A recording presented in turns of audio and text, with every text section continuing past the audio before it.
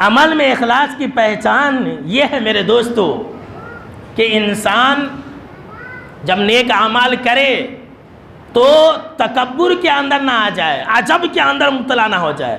ایسے بہت سارے لوگ ہیں رمضان کے اندر خاص طور سے یہ سوچنے لگ جاتے ہیں میں نے کیا نماز پڑھ لیا، مجھ سے تو اللہ راضی ہو گیا۔ اگر آپ کے دل میں ایسی خواہش اور ایسی تمنا آ رہی ہے تو کچل دیجئے، مار کر کے اس کو ختم کر دیجئے، نکال دیجئے۔ ایسے لوگ مخلص نہیں ہو سکتے، بلکہ مخلص کی پہچان یہ ہوتی ہے کہ وہ نیک اعمال کرنے پر اللہ کا شکریہ بجا لاتے کہ اللہ تیری توفیق ملی کہ میں نماز پڑھا۔ بھائی بغیر توفیق کے ہم اور آپ نماز پڑھ سکتے ہیں؟ نہیں پڑھ سکتے۔ جب تک اللہ کی توفیق نہیں ملے گی ہم مسجد کے اندر نہیں آ سکتے ہیں۔ اسی لیے جب محسن صاحب یہ کہتے ہیں حی علی الصلاۃ، آؤ نماز کی طرف، تو ہم اور آپ یہی کہتے ہیں لا حول ولا قوت الا باللہ، کہ نیکیوں کی توفیق دینے والا، برائیوں سے بچانے والا صرف اور صرف ایک اللہ ہے۔ اگر آپ رمضان کے مہینے میں آپ کسی غریب کی مدد کرتے ہیں، الحمدللہ اچھی بات ہے، بہت اچھی بات ہے۔ آپ اللہ کا احسان مانیں، اللہ کا شکریہ بجا لائے، سجدہ کرے کہ اللہ تیرا شکر ہے کہ تو نے ہمیں نیک اعمال کرنے کی توفیق دی۔ اس کے بعد اخلاص کی پہچان اور علامت یہ ہے، سن لیجئے، کہ انسان اپنے عمل کو پوشیدہ رکھے۔ اللہ اللہ، کیا بتلاؤ میرے دوستو، کیا زمانہ آ گیا ہے۔ آج کا انسان، ہر انسان اپنے نیک اعمال کو بتانا چاہتا ہے، دکھانا چاہتا ہے۔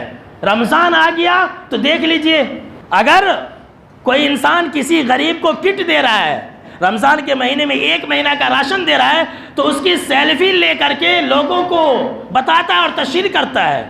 سن لیجئے میرے دوستو، یہ زمانہ ایسا ہے کہ ہر انسان اپنی نیکی کو بتانا چاہتا ہے، اپنی نیکی کو دکھانا چاہتا ہے۔ لوگ حج اور عمرہ کرنے چاہتے ہیں، وہاں سے خانہ کعبہ کے پاس ٹھہر کر کے سیلفی اتار کر کے بھیجتے ہیں کہ دیکھو میں حاجی بن گیا، میں عمرہ کر لیا۔ اخلاص کی پہچان یہ کہ انسان عمل کو چھپائے۔